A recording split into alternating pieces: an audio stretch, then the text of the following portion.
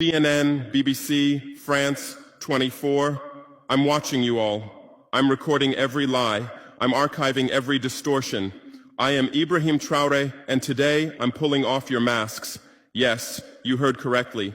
I, whom you call a young military junta leader, whom you brand as a dangerous radical, whom you serve up as an anti-Western dictator, am now telling you the truth. And this time you cannot turn off your microphones. This time you cannot turn away your cameras. This time your editors cannot cut this speech, because the world you monopolize no longer exists. Because millions will hear these words now, without passing through your filters, without being subjected to your distortions, without being muddied by your lies.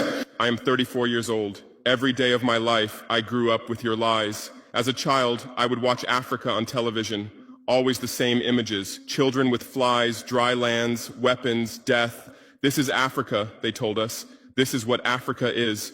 And we believed it. We were ashamed of ourselves. We were ashamed of our own lands, of our own people. But then I grew up. I read, I researched, I questioned, and I understood that the Africa you showed us wasn't real. The story you told us was a lie. The fate you imposed on us was a script you had written. For years, how have you portrayed Africa? How have you shown it? How have you sold it to your viewers? As if we were creatures who had no share of humanity. As if we were savages left outside of civilization. As if we were wretches waiting for you to save us. Every day, every hour, every minute, the same story plays on your screens. Hunger, war, disease, corruption, terror, chaos. These are the words that come to mind when Africa is mentioned.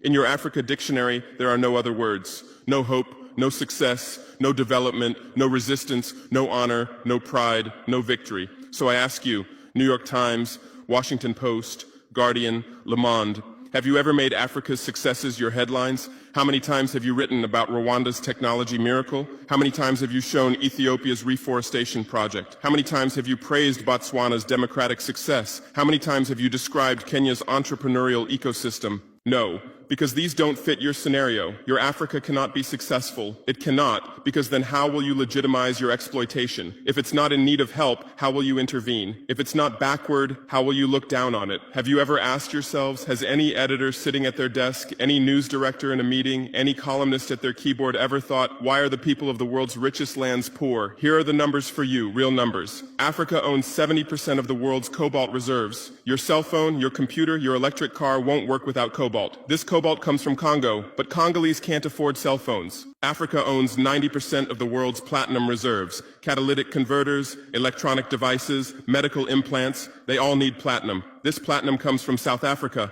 but South Africans are crushed by unemployment. Africa provides 30% of the world's gold production. Mali, Burkina Faso, Ghana, Tanzania.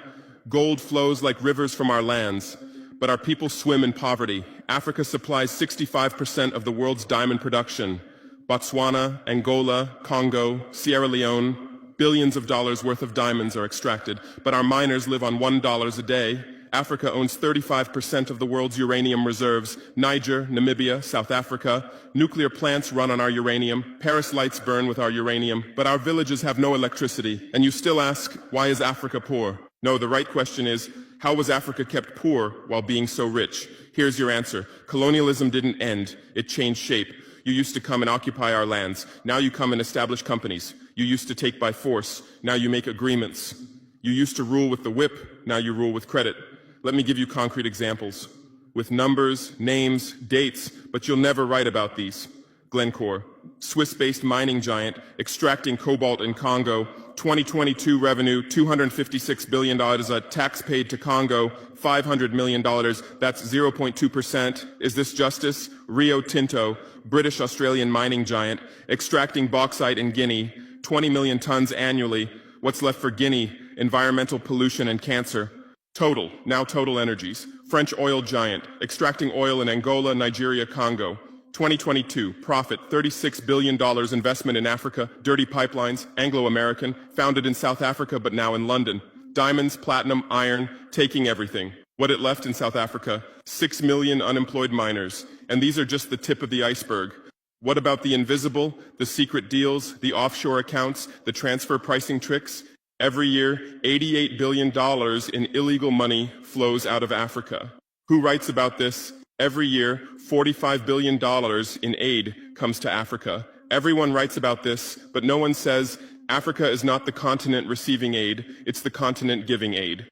While you zoom your cameras on swollen bellies, there is a huge system working silently in the background. Every day, tons of gold, diamonds, cobalt, uranium, oil leave our land. But how? Here is the system. Step 1, create corruption, bribe our leaders, open offshore accounts, promise them a life of luxury, send their children to your schools. Step 2, make deals, get 50-year, 99-year concessions, ask for tax exemptions, be exempt from environmental rules, ignore labor rights. Step 3, control the infrastructure. Take over ports, airports, railways, but only from the mine to the harbor. Don't build roads to the villages. Don't bring electricity to schools. Step 4, provide security. Set up private security companies. Arm them. Declare protesting. Step 5, silence the media.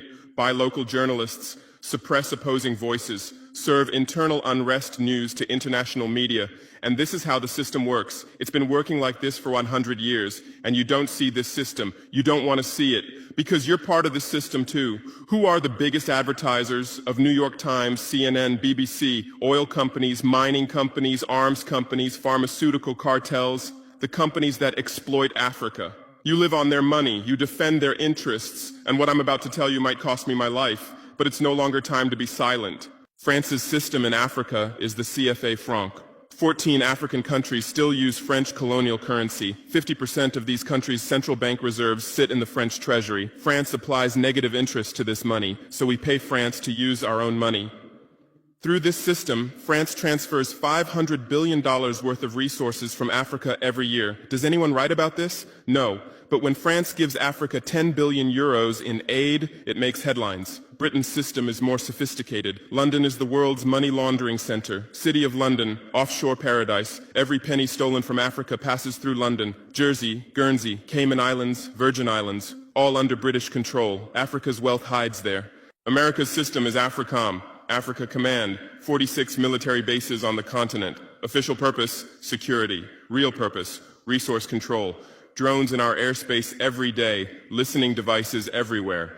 They say fighting terrorism, but it's not terrorists. It's people's leaders who are targeted. China is the new player, says win-win, builds infrastructure, gives credit, but in exchange for what? 99-year port concessions, mining rights, agricultural lands, debt-trap diplomacy, ask Sri Lanka, ask Zambia, and you write about none of this. Why? Because you're not free press. You're corporate press. Your bosses are billionaires. Jeff Bezos bought Washington Post. Why? For love of journalism? Rupert Murdoch's media empire, Fox News, Wall Street Journal, The Sun, The Times, all from the same hand, all giving the same message. West is good, others are bad. Carlos Slim is the largest shareholder of New York Times, Mexican billionaire. Where's his wealth from? Monopolized telecommunications, got rich off Latin America's back, now controls America's most respected newspaper. And you claim to do independent journalism? Who are your editors? Which schools did they graduate from? Harvard, Yale, Oxford, Cambridge?